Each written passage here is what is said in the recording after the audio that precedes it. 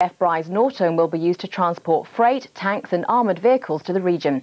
Puma helicopters from RAF Benson will ferry troops to the front line if a war in Iraq goes ahead. Rachel Hawkes reports.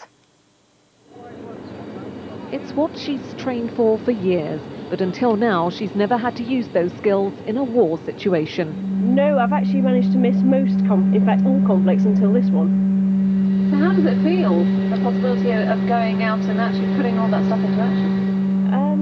It is scary, nobody wants to go to war, but it's something we have to do.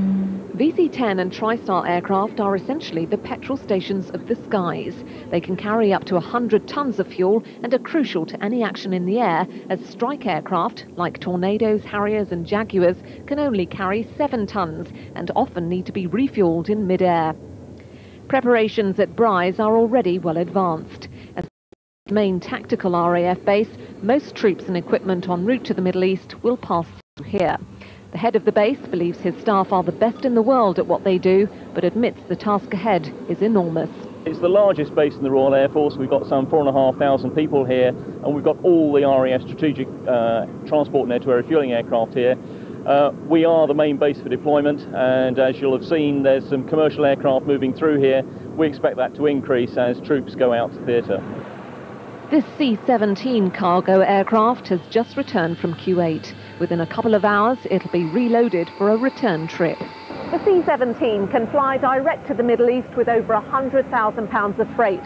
There's room enough for 1 battle tank, 2 Puma helicopters or 10 Land Rovers.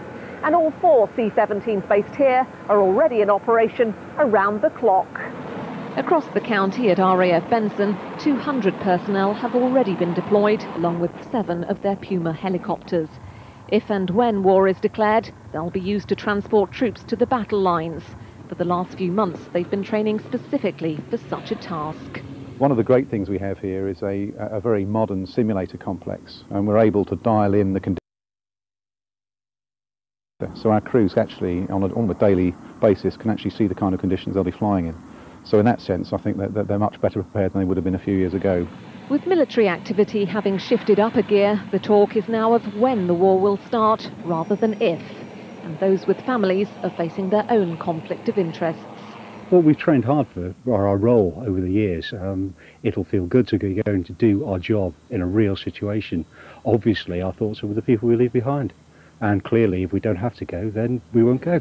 The deployment from both bases will continue over the next few weeks. Rachel Hawkes, BBC South Today.